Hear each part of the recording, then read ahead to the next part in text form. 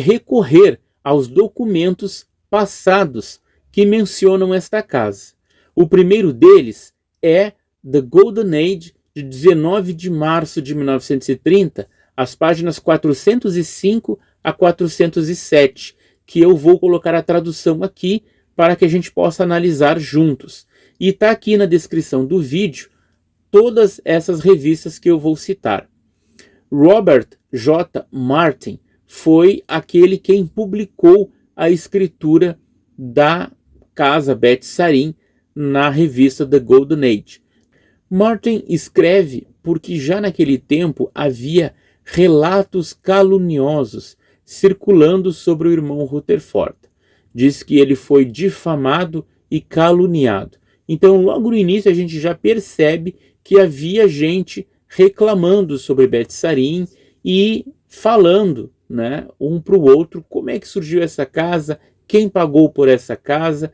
Então, o Robert Martin, que trabalhou lá nas impressoras da Torre de Vigia, ele então passa a descrever o que aconteceu lá na The Golden Age de 1930. Ele começa a enumerar os vários prédios construídos pela Sociedade Torre de Vigia nos últimos 10 anos.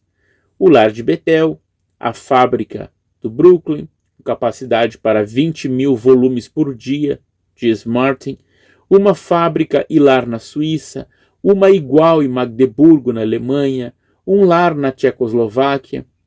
E em vez de alugar sedes, ele explica, a Sociedade Torre de Vigia passou a comprar, e isso incluía o Betel de Londres e a Gráfica em Toronto, no Canadá.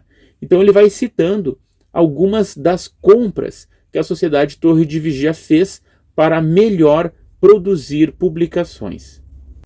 Robert Martin afirma que, em vista da prisão em 1918, Rutherford adquiriu pneumonia e só tinha um pulmão bom. Em 1926, ele foi a San Diego, na Califórnia, consultar com um doutor chamado Eccles. E este doutor o incentivou repetidamente a passar o máximo de tempo lá, por causa do clima ser superior ao de Nova York. Diz Robert Martin, que eu saiba, não há homem na América que trabalhe mais duro diariamente do que ele. Desde 1928, Martin e outros irmãos próximos a Rutherford insistiram para que ele tivesse uma casa em San Diego, onde ele pudesse morar e realizar o trabalho. No ano passado, no caso 1929, em companhia de alguns outros irmãos, insistimos com ele sobre esse assunto, já que naquela época o Senhor havia providenciado os meios para a construção da casa, de modo que não fosse um fardo para a sociedade.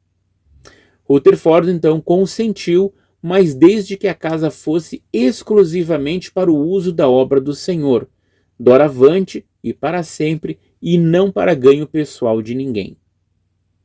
Martin também nos diz que ele foi a San Diego em outubro de 1929, justamente quando começou a Grande Depressão, e adquiriu o título da propriedade, no caso a compra do terreno, e a casa foi construída em seu nome, no nome de Martin. No início de 1930, ele voltou lá para finalizar os preparativos da construção. E ele diz, tenho certeza de que o Senhor ama o irmão Rutherford tanto quanto amou Davi. O próprio Rutherford escreveu a escritura da casa, onde Martin passaria, então, a doação para Rutherford. Então, abaixo, na revista, estava a escritura da casa de Beth Sarim. Diz ali, essa propriedade será para sempre para o povo do Senhor. Quando o irmão Rutherford terminar com ela, alguém mais na obra do Senhor a terá. E quando Davi e José ou algum dos outros antigos adoradores retornarem, eles a terão. Diz também, o inimigo alega que a casa custou $100.000. É claro que não custou 1/4 desse valor. Isso é interessante, gente, porque, como eu disse para vocês, desde o início da obra, da construção de Bet-Sarim, já havia relatos naquela época sobre a origem do dinheiro, por que construir uma mansão para o presidente da sociedade, e não eram apenas estudantes da Bíblia que reclamavam isso. A própria vizinhança reclamava e também os jornais da época colocavam isso em questão. Tanto é que o Robert Martin diz agora, o inimigo alega que a casa custou $100.000, mas é claro que ela não custou 1/4 desse valor, ou seja, ele diz que a casa foi construída com menos de $25.000. Será que isso é verdade? Vamos ver isso depois. Então a escritura começa, 3 de março de 1930. William Van Amberg escreve um parágrafo, dizendo que nenhum centavo da Sociedade Torre de Vigia foi gasto naquela casa, para depois começarem a citar a escritura.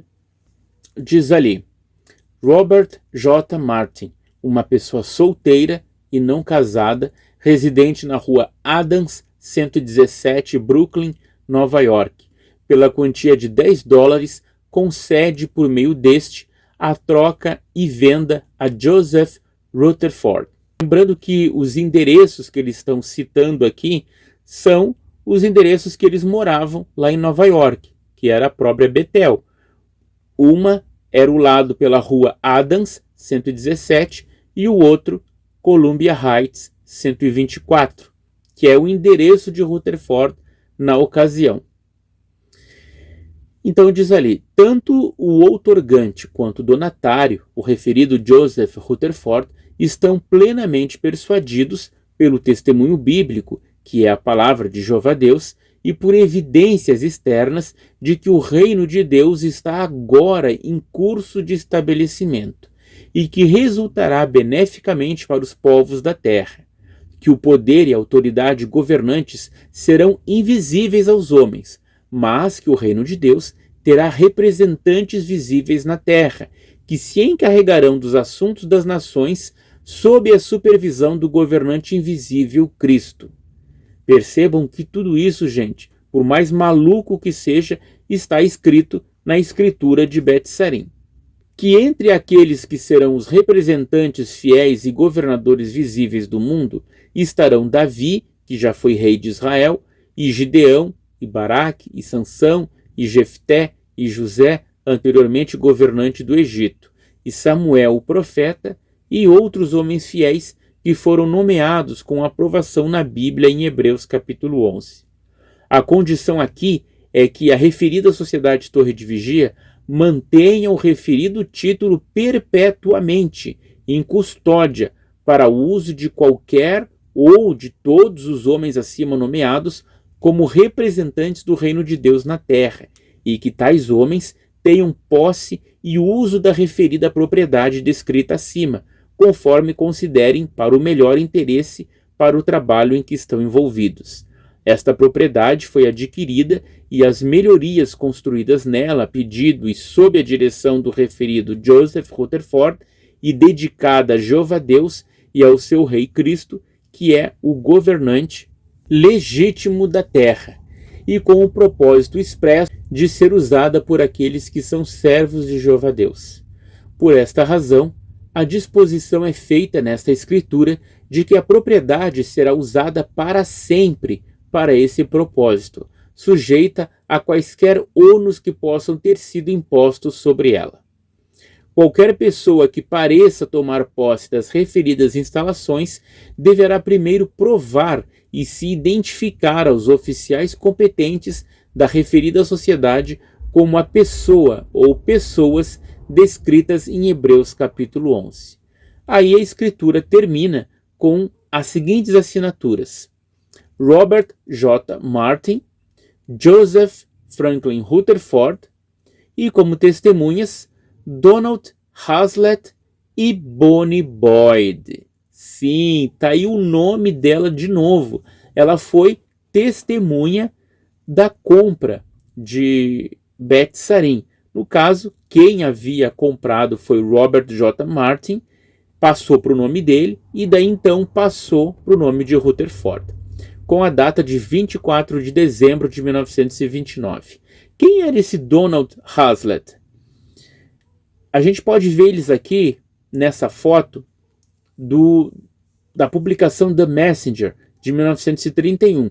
Ali a gente vê de um lado Donald, do outro lado a Bonnie Boyd, como secretária de Rutherford, e o Rutherford mais adiante. Esse Donald Hazlitt, na escritura, mostra que ele é o tabelião público.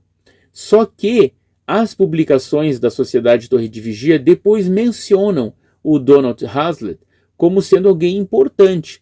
Ele era secretário de Rutherford e foi ele que anunciou lá no Congresso de 1928 que Bethel precisava de voluntários. Também Hazlitt serviu no departamento de colportores, foi superintendente da Congênere no Havaí e ele e a esposa, Mabel, cursaram Gileade e serviram no Japão em 1949. Então, temos aqui bem claro que Beth Sarim foi construída com o objetivo de Rutherford passar o inverno lá na Califórnia porque era melhor para a sua saúde e também que serviria de casa para os patriarcas depois que estes ressuscitassem. Agora, quem construiu Beth Sarim?